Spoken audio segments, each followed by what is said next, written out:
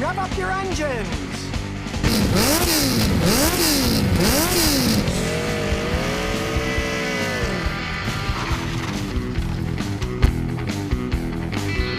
It's time for ScottyKilmer.com. If your car is overheating, then today's your lucky day. Because I'm going to show you how to fix a car that overheats. Now, many things can cause a car to overheat, so start with the basics. Check the radiator fluid.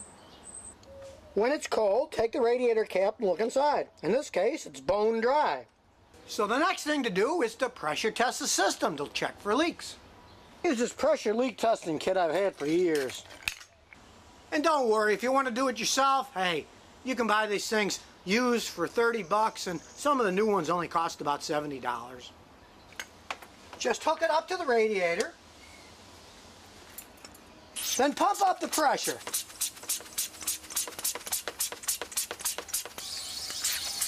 And in this case, you can see it's leaking right out of the radiator. The radiator is just full of holes. Now, this case was pretty easy. There was a hole in the radiator. But if it was more complex, you watch the pressure on the gauge and see if it starts to move down. Pump it up to like 16 pounds pressure or so and watch the gauge. And if it starts dropping like this, you know there's a leak and you have to find where the squirt is coming from. But let's say you pressure tested it and there weren't any leaks at all. What do you do next? Well, realize that the radiator caps are supposed to hold pressure in. So if they're worn and rusty like this one, you might just need a new radiator cap. Now, there are machines that test radiator caps, but hey, they're so cheap, just go buy another one and stick it on. Now, if that doesn't fix it, the next thing to check is the cooling fans. So start the car up, and then turn the AC on to full blast. And then check the cooling fans to see if they're working, back here. And in this case, you can see the left fan and the right fan is turning. If the fans aren't working, there won't be enough air sucked through the radiator and it'll overheat.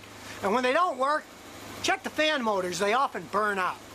To check to see if the motors burn out, just get a little jumper wire and stick one end on the positive cable of the battery and stick the other end on the red cable that feeds the motor. If the fan doesn't start spinning, you'll know the motor is burned out.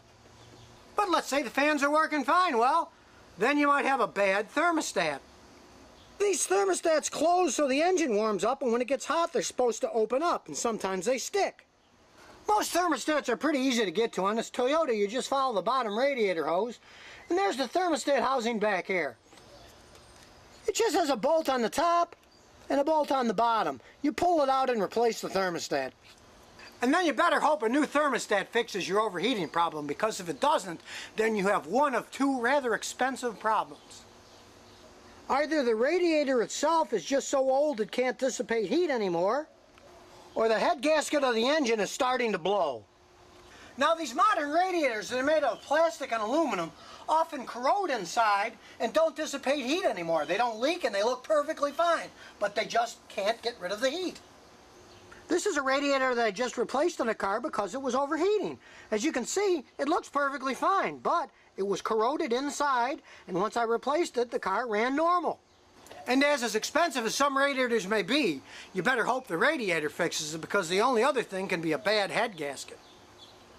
And in that case, you have to tear the engine apart, and that can cost well over $1,000 on most modern cars. So before you tear an engine down, it's a good idea to do a combustion leak test on it to make sure the head gasket is leaking. It's a simple test where blue liquid is put into a tube, and then the engine is run to see if the blue turns yellow. If it does, you've got a head gasket leak. In this case, the liquid stayed blue, so the head gasket is fine. So the next time your car starts overheating, don't get mad. Get under the hood and fix it. And remember, if you've got any car questions, just visit ScottyKilmer.com. And I'll answer them as soon as I get back from this ride.